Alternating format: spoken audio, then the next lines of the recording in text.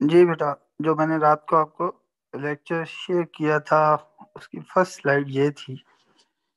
ठीक है, हम ग्रेडियंट डिफाइन करते हैं किसी भी स्केलर फंक्शन का जो कि अ,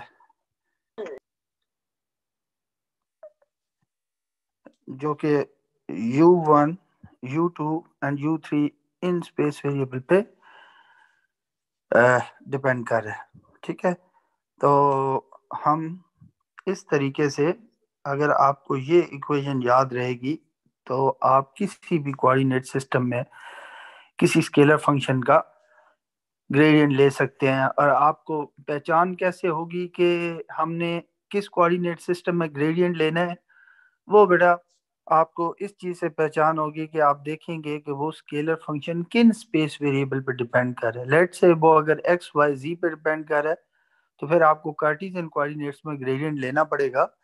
और अगर आर थीटा फाइव पे डिपेंड कर रहा है फिर स्फेरिकल में, और अगर आर फाइव जी पे डिपेंड कर रहा है तो फिर आपको सिलेंड्रिकल कोऑर्डिनेट्स में ग्रेडियंट लेना पड़ेगा। बात समझ आ रही है बेटा? जी सर। जी, मसलन बहुत आसान है कि इन कार्टेशियन कोऑर्डिनेट्स आपको पता है h1 is one, h2 is one, h3 is one. तो ये जो फैक्टर है one by H one, one by H two, one by H three, Cartesian coordinates में ये वन के इक्वल होंगे। Partial t by partial u1 mean partial t by partial x because u1 in Cartesian coordinate system is x. u1 unit vector mean x unit vector. बात समझ आ रही है बेटा? जी सर, आ रही। इसी तरह partial t by partial u2 mean partial t by partial y. ठीक है, and u2 unit vector mean y unit vector. You can see here. Plus partial t by partial u3 mean partial t by partial z and u3 unit vector mean z unit vector. बेटा यही define किया था हमने gradient किसी scalar function का Cartesian coordinate system में जब हम ग्रेडियंट पढ़ रहे थे। जी सर। बात समझ आ रही है ना? ठीक है, तो अगर स्फेरिकल कोऑर्डिनेट्स की हम बात करें, ठीक है, तो आपको पता है कि स्फेरिकल कोऑर्डिनेट्स में एच वन वन होता है, जिसकी वजह से वन बाई एच वन ये टर्म तो वन हो जाएगी। और partial T by partial you one mean partial T by partial are, and you one unit vector mean are unit vector. You know the u1 u2 and u3 variable and u1 u2 u3 unit vector in each coordinate system. So 1 by h2, because in a spherical coordinate system h2 is r, so you can see here 1 by r. Partial t by partial u2 mean partial t by partial theta and u2 unit vector mean theta unit vector. बात clear है बेटा? जी sir.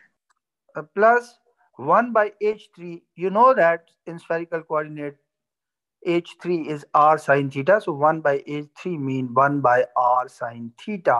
Partial t by partial u3 mean partial t by partial phi and u3 unit vector mean phi unit vector. जबकि यहाँ पे जो t है that depends on r theta and phi, यानी कि अगर आपका scalar function in space variable पे डिपेंड कर रहा हो तो बेटा फिर आपने ग्रेडियंट उस स्केलर फंक्शन का इस तरीके से लेना है। बात क्लियर है? Yes sir. जी, आगे चलते हैं। इसी तरह सिलेंड्रिकल कोऑर्डिनेट सिस्टम में आपको पता है h one is one, so one by H one is one. ठीक है, in cylindrical partial t by partial you one mean partial t by partial are and you one unit vector mean are unit vector. Plus h2 is r in cylindrical coordinate system, so 1 by h2 is 1 by r. You can see here 1 by r. Partial t by partial u2 mean partial t by partial phi and u2 unit vector mean phi unit vector. Plus h3 is 1 in cylindrical coordinate system, so 1 by h3 will be 1, and partial t by partial u3 mean partial t by partial z and u3 unit vector means z unit vector. बात clear है बेटा? जी sir, clear. तो आपने देखा कि अगर आपको ये एक्सप्रेशन याद हो, gradient of a scalar function in orthogonal coordinate system, तो आप किसी भी कोऑर्डिनेट सिस्टम में ग्रेडियंट के लिए एक्सप्रेशन लिख सकते हैं, चाहे वो कार्टेशियन हो, चाहे स्फेरिकल हो, चाहे सिलेंड्रिकल कोऑर्डिनेट सिस्टम हो। बात क्लियर है बेटा? आगे चले हम। जी सर। जी सर। ठीक हो गया। अच्छा, अब आप हम बात करते हैं डाइवर्जेंस की, कि डाइवर्जेंस हम ऑर्थोगोनल कोऑर्डिनेट सिस्टम में किस तरीके से लेते हैं। लेट्स से हमारे पास एक वेक्टर है ए हम बेटा ये पीछे भी डिफाइन करके आ चुके हैं, ए vector is any vector function or a that is function of r vector.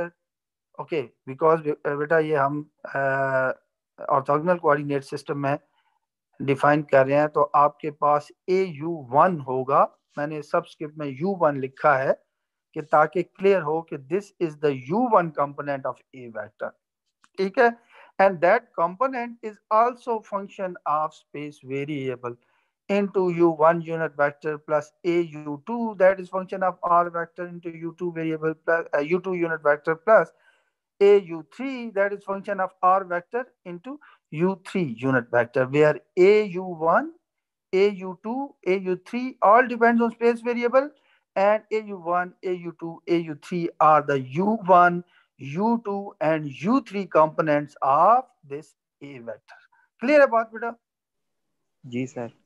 और याद रखिएगा यहाँ हम ऑर्थोगोनल कोऑर्डिनेट सिस्टम की बात कर रहे हैं, तो ये जो आर स्पेस डिपेंडेंस है, याद रखिएगा it means that this vector and it's component depend on u1 u2 and u3 variable. मैंने यहाँ पे बता दिया है ताकि आपको याद रहे कि यहाँ आर वेक्टर डिपेंडेंस का ये मतलब है, क्योंकि ऑर्थोगोनल कोऑर्डिनेट सिस्टम में हमने एक्सप्रेस किया, आपने देखा होगा कि मैंने a that is function of r vector को लिखा है ए u1 u2 u2 डिपेंडेंस, ठीक है।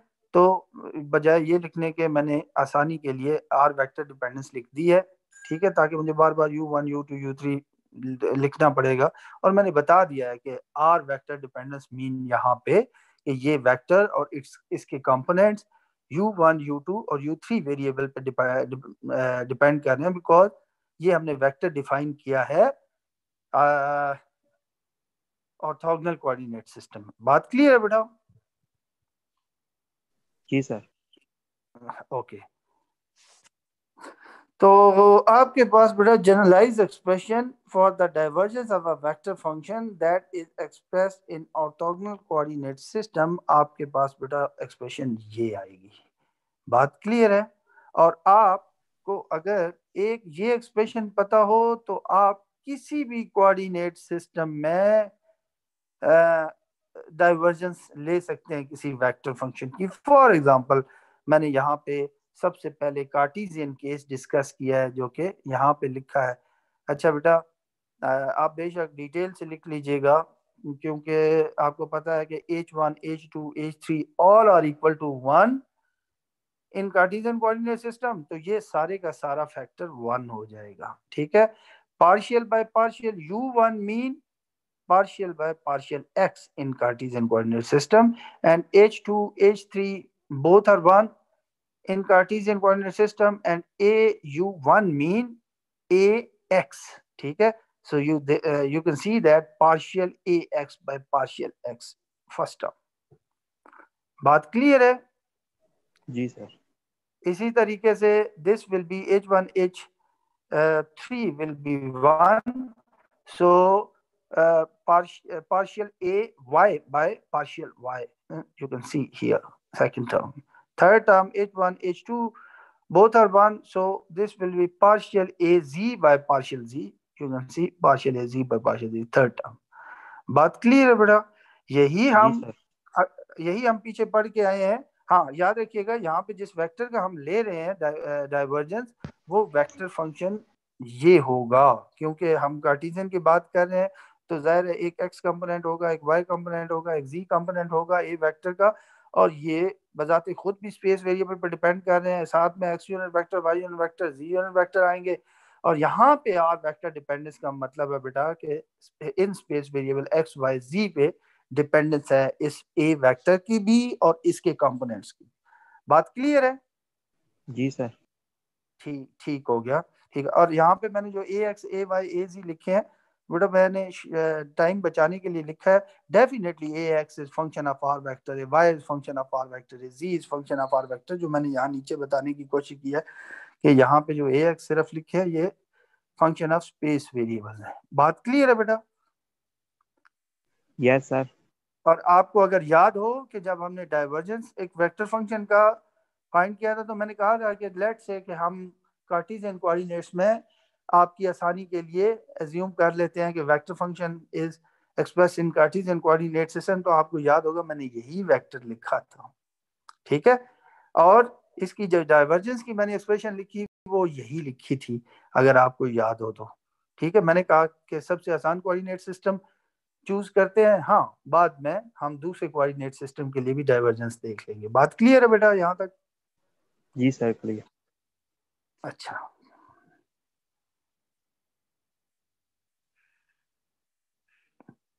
नेक्स्ट पेज बेटा मैं आपके साथ शेयर करता हूँ।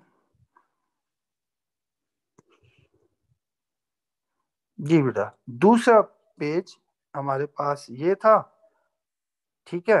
और आप हम डिस्कस करने जा रहे हैं स्फेरिकल केस। ठीक है, स्फेरिकल केस में हमारे पास एक वेक्टर ये है जिसका हम डाइवर्जेंस लेना चाह रहे हैं बेटा, क्योंकि स्फेरिकल कोऑर्डिनेट में एक्सप्रेस करेंगे हम ये वेक्टर, तो इसका एक आर कंपोनेंट होगा, एक थीटा कंपोनेंट होगा और एक फाई कंपोनेंट होगा ए वेक्टर का। बात क्लियर है ना बेटा? सोच सकते यस हैं कि सर। ऐसे ही होगा। और ये ए वेक्टर और इसके कंपोनेंट स्पेस पे डिपेंड कर रहे हैं, आर वेक्टर पे डिपेंड कर रहे हैं। और यहाँ r unit vector, theta unit vector, phi unit vector आप देख रहे हैं, जाहिर है स्फेरिकल कोऑर्डिनेट्स की जो बात कर रहे हैं। और ये बताता चलूं कि यहाँ आर वेक्टर डिपेंडेंस का मतलब है, क्योंकि आप जानते हैं स्फेरिकल कोऑर्डिनेट्स में स्पेस वेरिएबल कौन से होते हैं? Okay, r, theta and phi, यानी ये वेक्टर और इसके कंपोनेंट, इन तीन वेरिएबल आर, थीटा और फाई पर डिपेंड करें। बड़ा बाज का स्पेशल केस होती है, एक वेक्टर लिखा होता है जिसका मसलन जो आर कंपोनेंट है, let say r square into r unit vector, तो वो सिर्फ आर पे डिपेंड कर रहा है, तो वो स्पेशल केस है। लेकिन हम क्योंकि जब भी कोई एक्सप्रेशन लिखते हैं तो वो हम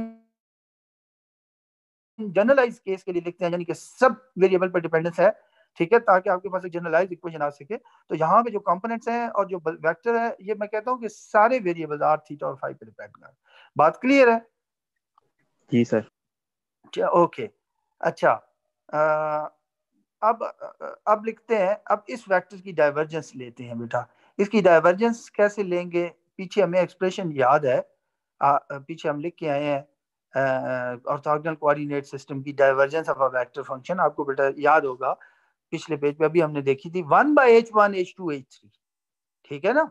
तो क्योंकि h1 1 है, h2 r है और h3 r sin थीटा है, तो 1/h1 h2 h3 क्या आ जाएगा?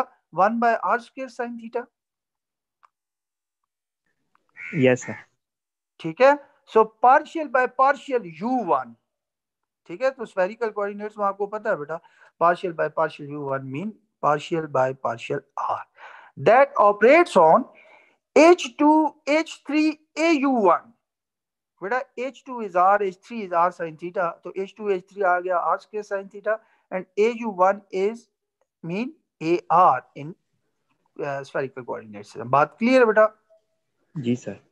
ओके, नेक्स्ट टर्म आती थी partial by partial u2, and you know that for spherical coordinate partial by partial u2 mean partial by partial theta। और यहाँ आता था h1 h3 au2, h1 is 1, h3 is r sin theta, so this will be r sin theta, 1 multiplied by r sin theta, that will be r sin theta, and au2 mean a theta plus partial by partial u3, that will be partial by partial phi, and that operates on h1 h2 au3, h1 is 1, h2 is r, so 1 multiplied by r, that is r, and au3 mean a phi। बात clear है बेटा? बड़ी आसानी से हमने वो expression लिख लिया, अगर हमें वो जहन में हो तो हम बड़ी आसानी से लिख लेते हैं, ठीक है। जी सर। अच्छा, अब देखिए बेटा यहाँ पे, तो 1/r² sin थीटा, ये अंदर तीनों टर्म्स के साथ मल्टीप्लाई हो रहा है, इसके साथ भी, इसके साथ भी और इस टर्म के साथ भी, ऐसे ही है ना, whole multiply by 1/r² sin theta. तो बेटा अंदर जाके इसे मल्टीप्लाई कर देते हैं। अच्छा, पहली टर्म कैसे आएगी कि बेटा क्योंकि आप इसको पार्शियली डिफरेंशिएट करें विद रिस्पेक्ट टू आर, तो आर स्क्वायर को तो आप बाहर नहीं ले जा सकते, लेकिन साइन थीटा को बाहर ले जा सकते हैं ना? जी सर। हाँ, और ए आर को भी बाहर नहीं ले जा सकते। क्यों नहीं ले जा सकते? क्योंकि आप बेटा जानते हैं कि A r depends on r, theta and phi, ये आर पे भी डिपेंड कर रहा है, और आप पार्शियली डिफरेंशिएट कर रहे हैं विद रिस्पेक्ट टू आर, तो ए आर को तो बाहर नहीं ले जा सकते, सिर्फ यहाँ से साइन थीटा को बाहर ले जा सकते हैं, तो ये साइन थीटा बाहर आके इस साइन थीटा को कैंसिल कर देगा, आपके पास क्या टर्म आएगी 1/r² partial by partial r that operates on r² into A r. पहली टर्म ये आ जाएगी। बात क्लियर है? जी सर। ठीक। अब यहां से क्योंकि दूसरी टर्म में आप बेटा पार्शियली डिफरेंशिएट कर रहे हैं विद रिस्पेक्ट टू थीटा, तो बेटा सिर्फ आप आर को बाहर ले जा सकते हैं डिफरेंशिएशन से बाहर यहाँ पे, क्योंकि साइन थीटा को भी नहीं ले जा सकते क्योंकि थीटा पे तो आप पार्शियली डिफरेंशिएट कर रहे हैं।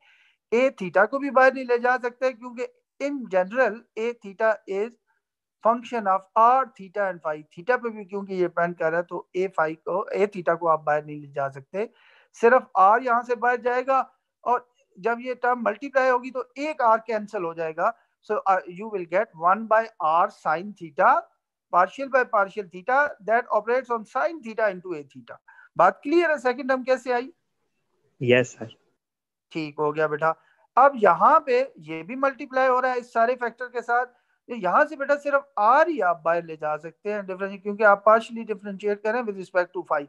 ए फाई को नहीं ले जा सकते क्योंकि आप जानते हैं कि a phi depends on r theta and phi all the three variable. तभी हम कह रहे हैं कि जनरलाइज केस हम डिस्कस कर रहे हैं। ओके, अगर स्पेशल केस होगी मसलन अगर ये फाई पे ए फाई ना डिपेंड कर रहा हो फिर तो आप बाहर ले जा सकते हैं, ठीक है ना। तो हमने क्योंकि जनरलाइज एक्सप्रेशन ली हुई है, हम कहते हैं कि ये तीनों वेरिएबल आर थीटा और फाई पे डिपेंड कर रहा है, तो क्योंकि ए फाई फाई पे भी डिपेंड कर रहा है इसलिए हम इसको तो बाहर नहीं ले जा सकते डिफरेंशिएशन से, सिर्फ आर को ले जा सकते हैं। सो ये एक आर बाहर आके इस एक आर की पावर को कम कर देगा, तो आखिरी टाइम आएगी 1/r sin थीटा जो कि आप यहाँ पे देख रहे हैं, और partial A phi by partial phi. बात क्लियर है बेटा? Yes sir. आपके पास ये एक्सप्रेशन आ जाएगी, और बेशक बेटा आप ग्रिफिथ्स में ये एक्सप्रेशन लिखी हुई है उसके साथ टैली कर लीजिएगा कि क्या एक ऐसा वेक्टर फंक्शन जो स्फेरिकल कोऑर्डिनेट्स में एक्सप्रेस किया हो, यानी कि स्फेरिकल के स्पेस वेरिएबल पर डिपेंड कर रहा हो, उसका डाइवर्जेंस हम यूं लेते हैं। क्लियर है बेटा? Yes sir. ठीक हो गया। अब बात करते हैं सिलेंड्रिकल केस की। हाँ, सिलेंड्रिकल केस की बात करते हैं। बिल्कुल उसी तरीके से बेटा सिलेंड्रिकल कोऑर्डिनेट्स में जो ए वेक्टर होगा वो ये होगा, इसका एक आर कंपोनेंट होगा, इसका एक फाई कंपोनेंट होगा और इसका एक जी कंपोनेंट होगा, और यहाँ और ये वेक्टर और इसके कंपोनेंट आर वेक्टर पे डिपेंड कर रहे हैं, यानी स्पेस पे डिपेंडेंस है। और आर वेक्टर का यहाँ मुराद तीनों स्पेस वेरिएबल है आर फाई एंड जी। बात क्लियर है? Yes sir. तो आप फौरन पहचान लेते हैं कि ये वेक्टर फंक्शन आया कि कार्टेशियन में लिखा है, स्फेरिकल में लिखा है या सिलेंड्रिकल में लिखा है। और क्या है कि इस वेक्टर का हमने डाइवर्जेंस लेना है, तो बेटा फिर हम डाइवर्जेंस उसी तरीके से लेंगे। हमारे जहन में वो एक्सप्रेशन है 1/h1 h2 h3 because h1 is 1 h2 is r h3 is 1, so this will be 1/h1 h2 h3 for cylindrical coordinates will be 1/r partial by partial u1 partial by partial r. Okay, h2 h3 h2 is r h3 is 1, so 1 multiplied by r ठीक है into a u1 that is ar plus partial by partial u2 mean partial by partial phi, और अंदर आ गया h1 h3 both are 1, so वो तो 1 आ गया, और a u2 बेटा a u2 mean a phi, so partial a phi by partial phi plus partial by partial u3 mean partial by partial z. okay, यहाँ पे आ गया h1 h2, h1 is 1 h2 is r, so you will get r here, and a u3 mean a z in cylindrical coordinates. बात clear है बेटा? जी sir. इसी तरह ये 1/r इन तीनों टर्म के साथ अंदर मल्टीप्लाई हो रहा है। अगर हम मल्टीप्लाई करें तो बेटा इस टर्म में से किसी चीज को भी हम बाहर नहीं ले जा सकते, आर को भी नहीं और ए आर को भी नहीं। आप जानते हैं कि पार्शियल डिफरेंशिएशन हो रही है विद रिस्पेक्ट टू आर, तो आर को तो आप बाहर नहीं ले जा सकते, और ए आर आपको पता है यानी कि तीनों वेरिएबल आर फाई एंड जी पे डिपेंड कर रहा है, तो ए आर को भी नहीं, क्योंकि आर पे डिपेंड कर रहा है तो इसको भी बाहर ले जा सकते। फर्स्ट टर्म आ गई 1/r partial by partial r that operates on r A r. ठीक है, यहाँ से तो जाहिर यस है एक ही चीज हमारे पास ए फाई, और हम ए फाई को बाहर नहीं ले जा सकते क्योंकि आप जानते हैं कि a phi depends on all the three variable r phi and z. तो बेटा सेकंड टर्म आ गई 1/r partial A phi by partial phi. ये चीज यहां से बेटा हम आर को बाहर ले जा सकते हैं, ठीक है। ए जी को तो नहीं ले जा सकते, लेकिन आर को बाहर ले जा सकते हैं, क्योंकि हम पार्शियल डिफरेंशिएशन कर रहे हैं with respect to G. R बाहर आके इस एक आर को कैंसिल कर देगा, तो आखिरी की टर्म हमारे पास क्या आ जाएगी, partial a z by partial z. You can see here partial a z by partial z. बात क्लियर है बेटा? इसको आप यस सर। बेशक मैच कर सकते हैं बुक में जो एक्सप्रेशन लिखी है, ताकि आपको बात क्लियर हो कि हाँ, अगर कोई वेक्टर सिलेंड्रिकल कोऑर्डिनेट्स में एक्सप्रेस किया हुआ हो तो उसका डाइवर्जेंस हम ऐसे ले सकते हैं। क्लियर है बेटा? आगे चलें। जी सर। अच्छा, अब हम बात करते हैं बेटा कर्ल की। कि कर्ल जो है वो हम कैसे ले किसी वेक्टर फंक्शन का। जाहिर है वेक्टर फंक्शन हमारे पास जो वो vector function definitely orthogonal coordinate system में एक्सप्रेस किया हुआ है, यानी इस तरह का वेक्टर है। इस दफा बेटा मैंने सिर्फ इसे आर वेक्टर का फंक्शन इसलिए नहीं लिखा, आप लिख सकते हैं, सिर्फ मैंने आपको समझाने के लिए कि आपको याद रहे कि यहाँ आर वेक्टर डिपेंडेंस का क्या मतलब है, कि a vector depends on these three variable u1 u2 u3, और इसके जो कंपोनेंट्स हैं वो भी u1 u2 u3 पे डिपेंड कर रहे हैं। बात समझ आ रही है? where au1 is the u1 component of a vector, au2 is the u2 component of a vector, au3 is the u3 component of a vector। बात क्लियर है? जी सर। पहले मैं यहाँ आर वेक्टर डिपेंडेंस लिख के नीचे उसकी मीनिंग बताता था, मैंने इस दफा यहीं पे लिख दिया है, तो इसलिए कंफ्यूज होने की जरूरत नहीं है बेटा। आई होप सो कि कोई कंफ्यूजन तो नहीं है। क्लियर है सर। क्लियर हो गया? तो इसको बेटा हम इस तरीके से डिफाइन करते हैं इसमें ऑर्थोगोनल कोऑर्डिनेट सिस्टम में, यानी कि ये सारी एक्सप्रेशन है बेटा, ये सारी एक्सप्रेशन, ये ये डेफिनेशन है ऑर्थोगोनल कोऑर्डिनेट सिस्टम की। Curl of a vector function that is expressed in orthogonal coordinate system. तो अब हम डिफरेंट केसेस बेटा डिस्कस करते हैं। मतलब पहली केस है कार्टेशियन केस है, जिसमें h1 h2 h3 all are one. तो बेटा फिर यानी कि आपके पास जिस वेक्टर का आप कर ले रहे हैं वो कौन सा वेक्टर है, जो पिछले पेज पे बेटा हमने किया था, a x that is function of r vector into x unit vector plus so on. बात क्लियर है ना? ये वो जी वेक्टर सर। है जिसका हम कर ले रहे हैं। तो बेटा जाहिर है h1 h2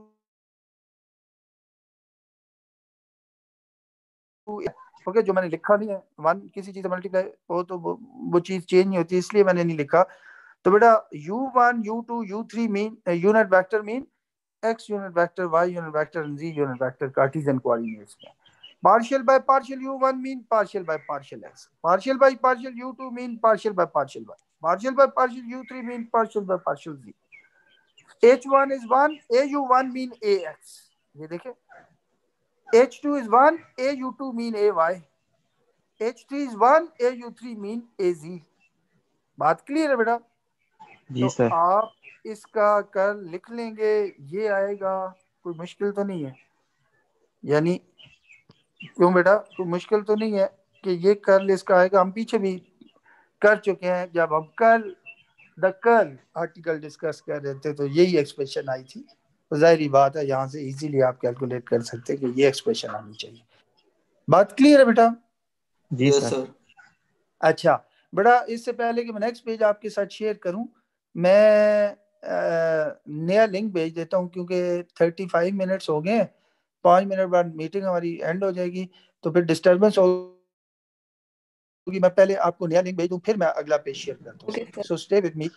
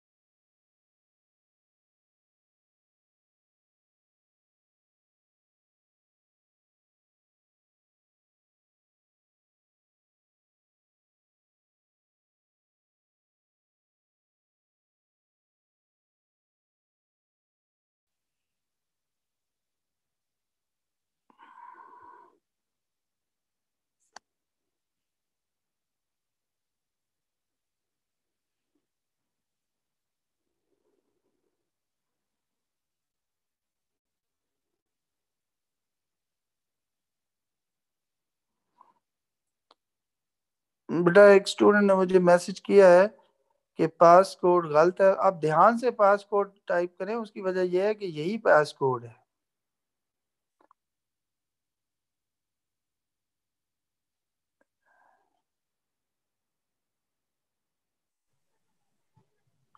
सर ये टेनिस का टाइम बता दें। जी बेटा, जी सी आर, मैं आपको बताऊंगा बेटा उस वक्त ओके सर। अटेंडेंस लेने मैं आपको बताऊंगा।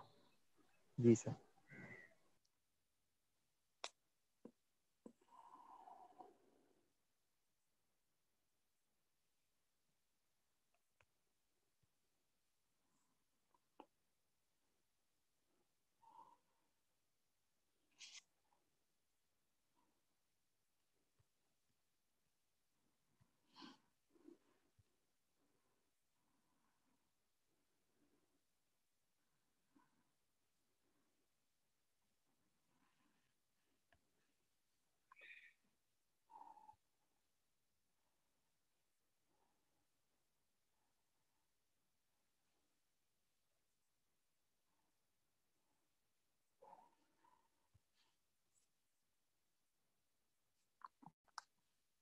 जी बेटा, वैसे तो आप अगर अपने लैपटॉप से ऑनलाइन हैं, मीटिंग अटेंड कर रहे हैं, तो बेटा आप यूं करें कि अपने लैपटॉप पे भी व्हाट्सएप इंस्टॉल कर लें, ठीक है ना।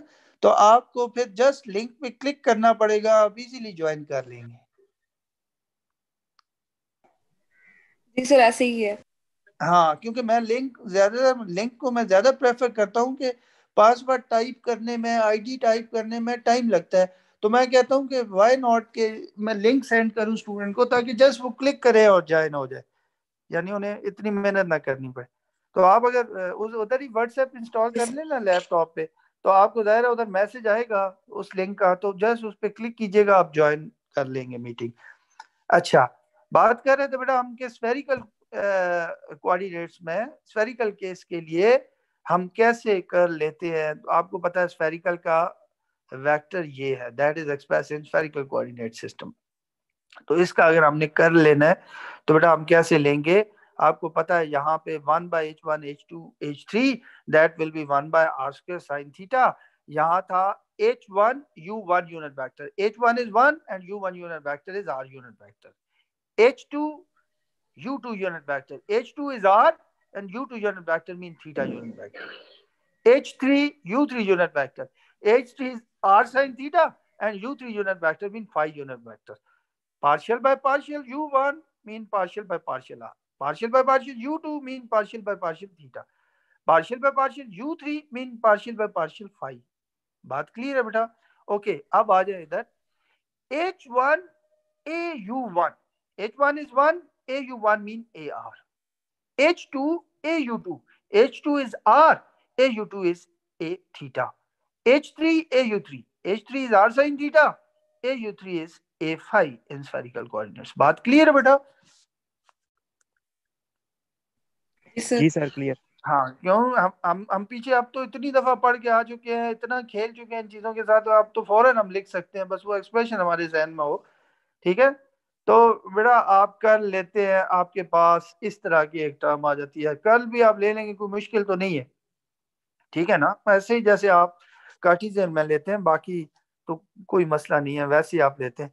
ओके, यहाँ पे जो 1/r² sin थीटा है बेटा, ये सारी टर्म्स के साथ मल्टीप्लाई हो रहा है, यानी आर कंपोनेंट के साथ भी मल्टीप्लाई हो रहा है, थीटा कंपोनेंट के साथ भी मल्टीप्लाई हो रहा है, और फाई कंपोनेंट के साथ भी। फाई कंपोनेंट किसका, डेल क्रॉस ए वेक्टर का, क्योंकि curl of a vector is a vector quantity. ठीक है, दिस ये जो कर्ली ब्रैकेट्स में टर्म लिखी हुई है सारी की सारी, multiply by this is actually the r component of del cross A vector. ये जो कर्ली ब्रैकेट्स में टर्म लिखी हुई है multiply by this is actually the theta component of this del cross A vector and so on। बात clear है बेटा। जी सर। ओके, अब क्या है कि मैंने ये अंदर मल्टीप्लाई करना है इसके साथ। आपको बेटा इतना पता है कि यहां से मैं सिर्फ आर को बाहर ले जा सकता हूँ, यहां से भी मैं सिर्फ आर को बाहर ले जा सकता हूँ। ठीक है, तो ये दोनों आर, दोनों टर्म में बाहर आ रहा है, तो कॉमन ले लें। कॉमन लेके जब इससे मल्टीप्लाई करेंगे तो फर्स्ट टर्म आएगी 1, एक आर कैंसिल हो जाए थीटा, कर्ली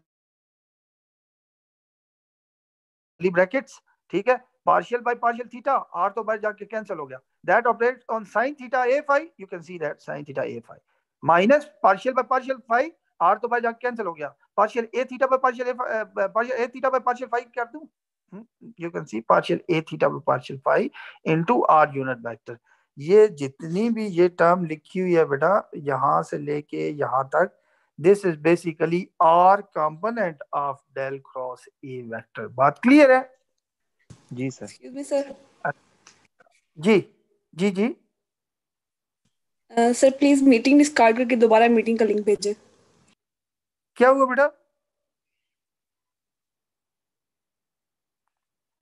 क्या हुआ बेटा? हेलो, मेरी आवाज आ रही है आपको? सर आवाज आ रही। हाँ बेटा, वो पता नहीं स्टूडेंट जल्दी से क्या कह गई है, मीटिंग का वो कह रही है लिंक दोबारा भेजें। लिंक वही है, 57 लोगों ने मीटिंग ज्वाइन की हुई है, तो इसका मतलब है कि लिंक तो ठीक है। और इतने ही थे मेरा ख्याल है, आज मैं मुसलसल साथ साथ देख रहा हूँ स्टूडेंट्स को, उतने ही है मीटिंग में। अच्छा जी, आगे चलते हैं बेटा। ओके, अब हमने क्या करना है कि हमने ये 1/r के साइन थीटा को इसके साथ मल्टीप्लाई करना है। एक आर तो बेटा कॉमन पहले से बाहर मौजूद है, इसको कैंसिल कर देगा, सो इसका मतलब है थीटा यूनिट वेक्टर और साथ में 1/r साइन थीटा मल्टीप्लाई हो रहा है सारे के साथ, ठीक है बेटा। उसको मैं अंदर ले जाता हूँ, 1/r साइन, सॉरी, एक आर यहाँ से आप कॉमन नहीं ले सकते, साइन थीटा सिर्फ बाहर ले सकते हैं, यानी आर बाहर नहीं ले सकते, साइन थीटा बाहर ले जा सकते हैं। तो अगर मैं ओके 1/r बाहर ही लिख लूँ, ये मैंने 1/r बाहर ही लिख लिया, साइन थीटा जो 1/r साइन थीटा था, 1/r मैंने कॉमन ले लिया है और 1/sin थीटा अंदर मल्टीप्लाई कर लिया, तो पहली टर्म आ जाएगी 1/sin theta partial a r by partial five, you can see here, ठीक है। दूसरी टर्म में क्योंकि साइन थीटा मैंने 1/sin थीटा इसलिए अंदर ले जा रहा हूँ कि इधर साइन थीटा एक बाहर आ सकता है जो उस 1/sin थीटा को कैंसिल कर देगा यहाँ से, तो ये आ जाएगा partial by partial r that operates on r A five, partial by partial r that operates on r A five, और साथ में थीटा यूनिट वेक्टर। ये जो सारी की सारी टर्म है, ये this is the theta component of del cross A vector. बात क्लियर है बेटा? जी सर। अच्छा, अब 1/r के साइन थीटा इसके साथ भी मल्टीप्लाई होगा, तो आपको पता है यहाँ r साइन थीटा एक पहले से मौजूद है, तो यहाँ से 1/r रह जाएगा सिर्फ। बात क्लियर है ना?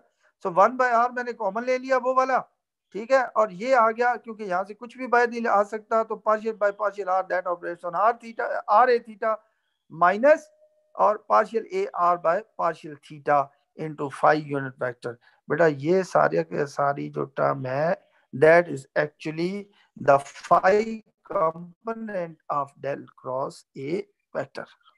बात क्लियर है? जी सर क्लियर। अब तो बेटा इतने यूज टू आप हो गए होंगे कि मेरा ख्याल है इसको एक्सप्लेन करने की जरूरत नहीं है कि आप सिलेंड्रिकल कोऑर्डिनेट्स में भी किस तरह कर ले सकते हैं किसी वेक्टर फंक्शन का जो सिलेंड्रिकल कोऑर्डिनेट्स में एक्सप्रेस किया गया हो, यानी इस तरह का कोई वेक्टर हो तो उसका कर्ल आप ऐसे लेंगे। ये हो गया ना बेटा, एक्सप्लेन करने की जरूरत नहीं है। Yes sir. अब आते हैं नेक्स्ट पेज पे। नेक्स्ट पेज है ये। अच्छा बेटा, सी आर बेटा अब अटेंडेंस लेके मुझे सेंड कर दें। ओके सर ले ले। सेंड फौरन ही ना, आप अटेंडेंस ले लें, मैं वेट करता हूँ आपका, और फौरन ही आप साथ ही सेंड कर दें। मैं आपके लिए वेट कर रहा हूँ कि मैं फिर शुरू करता हूँ जब आप अटेंडेंस ले लेंगे।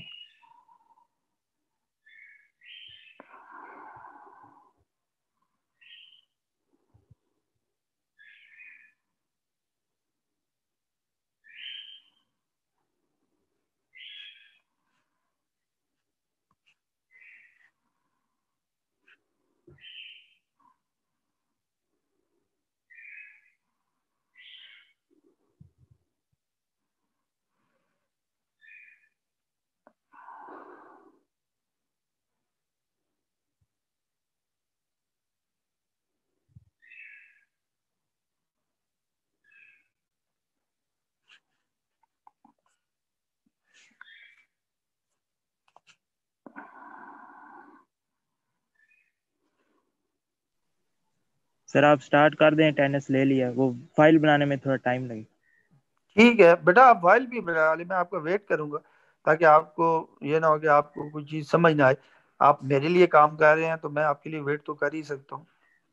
सर वो मीटिंग एंड होने के बाद फाइल बना के सेंड कर। अच्छा चलें, ठीक हो गया। ठीक है बेटा, टाइम मैंने नोट कर लिया, यही टाइम होगा मेरा ख्याल है, जब आप सेंड करेंगे मैं चेक कर लूंगा। ओके, क्या है कि लेप्लासियन की बात करते हैं कि किसी स्केलर फंक्शन का आप लेप्लासियन कैसे ले सकते हैं ऑर्थोगोनल कोऑर्डिनेट सिस्टम में, क्योंकि इस ये भी आपको वास्ता पड़ सकता है इस कोर्स में।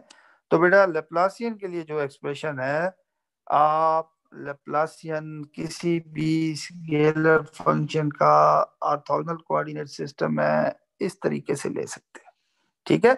जबकि जो आपका स्केलर फंक्शन टी है यहाँ पे, वो बेटा इन तीन स्पेस वेरिएबल पर डिपेंड कर रहा है, u1 u2 एंड u3। तो बेटा मेरा ख्याल है कि कार्टेशियन में बहुत ही आसान आप ले लेंगे, सिलेंड्रिकल भी निस्बत आसान है, मैंने एक ही केस कर दी है, वो है स्फेरिकल, तो कोई मुश्किल नहीं है। 1/h1 h2 h3 is 1/r² sin theta, ठीक है। Partial by partial u1 mean partial by partial, h2 h3 mean r² sin theta divided by h1 mean 1, ठीक है। सो that is why here you can see r² sin theta, partial t by partial u1, partial t by partial r, plus partial by partial u2 mean partial by partial theta, h1 is 1, h3 is r sin theta divided by h2r। तो बेटा nominator में r sin theta है, denominator में r है, तो ये r cancel हो जाएगा, तो यहाँ सिर्फ sin थीटा रह जाएगा। So you can C sin theta here. partial t by partial u2 mean partial t by partial theta, plus partial by partial u3 mean partial by partial phi, and h1 h2 divided by h3। बेटा h1 is 1, h2 is r और h3 is r sin theta। So nominator में आपके पास r है, denominator में आपके पास r sin theta है, r cancel हो गया तो यहाँ रह जाएगा 1/sin theta. You can C 1/sin theta here, ठीक है। Partial T by partial u3 भी पार्शियल टी बाय पार्शियल। बात क्लियर है बेटा? जी सर। अब 1/r² sin थीटा इस टर्म के साथ भी मल्टीप्लाई हो रहा है, इसके साथ भी और इसके साथ भी, तो बेटा आप अंदर ले जाके इसको मल्टीप्लाई करें, और एक काम करें कि क्योंकि आप यहाँ पे पार्शियली डिफरेंशिएट करें विद रिस्पेक्ट टू r, तो r² को तो आप बाहर नहीं ले जा सकते, और आप टी भी आपको पता है कि r थीटा और फाई पे डिपेंड कर रहा है, ठीक है। स्फेरिकल की बात हो रही है, तो इसलिए ये टर्म भी बाहर नहीं ला सकते, आप सिर्फ साइन थीटा बाहर ले जा सकते हैं, और ये साइन थीटा बाहर आके इस साइन थीटा को कैंसिल कर देगा, तो आपके पास टर्म रहेगी 1/r² partial by partial r that operates on r² partial t bye partial r। Clear है? प्लस नेक्स्ट टर्म, इसमें से हम ना साइन थीटा को बाहर ले जा सकते हैं, ना partial T by partial theta को बाहर ले जा सकते हैं। सो नेक्स्ट टाइम आएगी 1/r² साइन थीटा, हाँ, partial by partial theta that operates on sine theta partial T by partial theta. ये आ गई बेटा। इस टर्म में आप 1/sin थीटा को बाहर ले जा सकते हैं सिर्फ, ठीक है, क्योंकि partially with respect to phi आप डिफरेंशिएट कर रहे हैं, तो ये 1/sin थीटा बाहर आके इसको कर देगा 1/r² sin² theta, 1/r² sin² theta, और ये आ जाएगा partial by partial phi that operates on partial T by partial phi, and that is partial square T by partial phi square, partial square T by partial phi square, where you know that, मैंने यहाँ लिखा नहीं है लेकिन आपको पता है कि where T depends on r theta and phi. बात क्लियर है? तो इस तरीके जी से बेटा आप लेप्लासियन ले सकते हैं, तो आप आसानी से जब भी आपको कैलकुलेशन करना चाहें, तो अगर आपके पास ऑर्थोगोनल, आपके माइंड में ऑर्थोगोनल कोऑर्डिनेट सिस्टम के लिए एक्सप्रेशन है, तो बेटा किसी भी कोऑर्डिनेट सिस्टम के लिए आप बड़ी आसानी के साथ लिख सकते हैं। बात क्लियर है? जी सर। जी बेटा। अब आपके पास टाइम है, जिसको सवाल पूछना है, कोई चीज समझ ना आई हो, तो बेटा वो अपना माइक्रोफोन ऑन करके क्वेश्चन पूछ सकता है।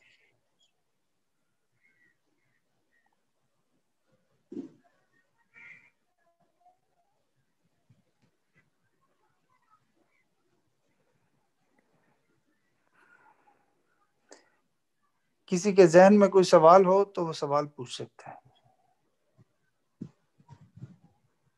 सर जी जो स्फेरिकल कोऑर्डिनेट सिस्टम है जी उसमें जी। हमारे पास जो यूनिट वेक्टर हैं वो आर, फाई और थीटा भी हैं। तो सर आर की तो समझ आती है कि वो यूनिट वेक्टर इंक्रीजिंग या डिक्रीजिंग डायरेक्शन में किस तरह होगा। लेकिन हम्म। जो फाई और थीटा होते हैं वो तो क्लॉक वाइज या काउंटर क्लॉक वाइज होते हैं। तो उन यूनिट वेक्टर को हम टेंजेंशियली देखेंगे कि वो परपेंडिकुलर किस तरह है, वो थोड़ा सा एक्सप्लेन कर।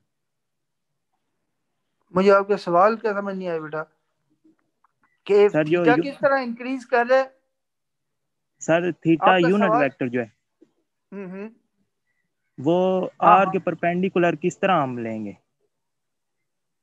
आर के परपेंडिकुलर किस तरह?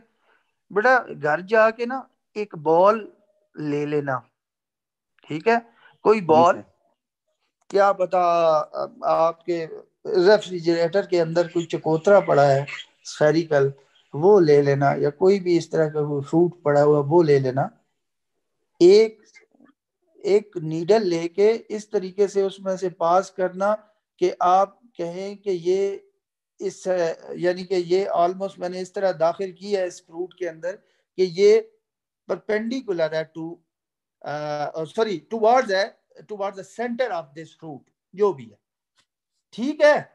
अच्छा बेटा, ये वो पॉइंट है जो जो सुराख आपने उस फ्रूट के अंदर किया उस सुई की मदद से उसे दाखिल करने के लिए, वो पॉइंट पी है जिसको हम कहते हैं function of r theta M five, ठीक है?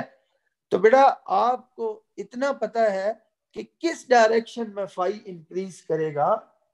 हाँ, जी एक्सिस से आप आए नीचे की जाने, वो नीचे की जानेब आप कहीं से भी आ सकते हैं बेटा, अगर चीज स्फेरिकल हो ना तो बहुत सारे वे हैं नीचे की जानेब जाने के लिए जी एक्सिस, ठीक है? वो सारी ही की सारी थीटा डायरेक्शन है, ठीक है ना? और उस वो पॉइंट जो आपने वो सुराख में बता रहा था वो आपने किया, नीडल इंसर्ट की, उस सुराख पे अगर टेंजेंट ड्रॉ करें तो थीटा की direction along that tangent line होगी बेटा, डेफिनेटली परपेंडिकुलर होगी। ओके सर, समझ आ गया। समझ आ गई है? यस हाँ सर। जी जी जी। तो वो कोई मसला नहीं है, वो डेफिनेटली परपेंडिकुलर है, क्योंकि वो आपको पता है ना फाई का जो पाथ है, सॉरी थीटा का जो पाथ है, यानी थीटा जिस पाथ को फॉलो कर रहा होता है इंक्रीज करते हुए, वो पाथ सेमी सर्कुलर है। तो यस सर। जिस जिस पॉइंट का भी आप जिक्र करेंगे बेटा, यानी कि जिस पॉइंट मर्जी है, जो पॉइंट मर्जी आप ले लें, वो बेटा अगर पाथ सेमी सर्कुलर है तो वहां थीटा की direction tangent to that point होगी, along the tangent to that point, ठीक है? तो उस डेफिनेटली परपेंडिकुलर होगी रेडियल ओके डायरेक्शन सर, के। Thank you. हाँ नो प्रॉब्लम। कोई और किसी का सवाल हो? सर वो कुछ क्लास कह रही थी कि जो है हम मिड की तैयारी किस तरह करें, एमसीक्यूज जो होंगे। बेटा एमसीक्यूज ही सिर्फ यानी कि ये बातें जो मैं बता रहा होता हूँ ये भी जरूरी है, ऐसे भी मैं पूछ सकता हूँ, प्लस प्रॉब्लम कर लीजिएगा, ठीक है? उसकी वजह ये है कि उनसे भी मैं पूछ सकता हूँ, एमसीक्यूज कुछ भी आता है, क्योंकि प्रॉब्लम बहुत जरूरी है इस कोर्स को समझने के लिए, ठीक है? जो आपके जहनों में सवाल हो ना, थ्योरी को प्रॉब्लम पे अप्लाई करते हैं, क्योंकि एक पार्ट आप नहीं करेंगे, मैंने शुरू में बता दिया था कि चार चीजें जरूरी है अंडरस्टैंडिंग के लिए। फिजिक्स इसी चीज का नाम है, मैथमेटिकल इक्वेशन, डायग्राम्स, और दो ये होगी, तीसरा ग्राफ, और फोर्थ प्रॉब्लम सॉल्विंग। बात समझ आ रही है ना? Yes sir. Hmm. Sir MCQs के लिए 1 मिनट होता है तो उसमें कैसे न्यूमेरिकल सोल्व करेंगे? बेटा न्यूमेरिकल मैंने पूरा थोड़ी देना है कि आप इधर से इधर छाप दें, वो तो मैंने उधर से कोई आइडिया लेके तो आपसे पूछ लेना है, और वो आइडिया तो अगर आपने प्रॉब्लम किए हुए होंगे, सोच के समझ के किए होंगे, तो वो तो यूं आपके जहन में आएगा आइडिया क्वेश्चन पढ़ के, वो तो सर ऐसे फिर फ्रैक्शन ऑफ सेकंड में आएगा स्टेटमेंट पढ़ के कि ये क्या बात पूछी जा रही है। सर फिजिक्स के क्वेश्चन 1 मिनट में सोल्व तो नहीं होते हैं, सोचने पड़ते हैं। बेटा लास्ट टाइम भी यही मैं इशू था। आपने मेरी पहली बात नहीं सुनी, मैंने कहा कि मैंने क्वेश्चन पूछनी नहीं है, मैं नहीं कह रहा कि आप प्रूव करें, आइडिया, उस क्वेश्चन में कोई आइडिया यूज हो रहा होगा, और वो आइडिया आपको, अगर आपने पहले क्वेश्चन किए हुए हो और समझ के किए हुए हो, ठीक है, तो मैंने बताया ना कि वो आइडिया इतनी जल्दी आता है। ठीक सर। सर आप कोई फिर sample fraction of paper second में आ दिखा जाता दीजिएगा। है जी। सर कोई सैंपल पेपर दिखा दीजिएगा या फिर मॉक टेस्ट ले लेना। बेटे सैंपल पेपर की यानी कि जरूरत ही नहीं है, उसकी वजह ये पहले आज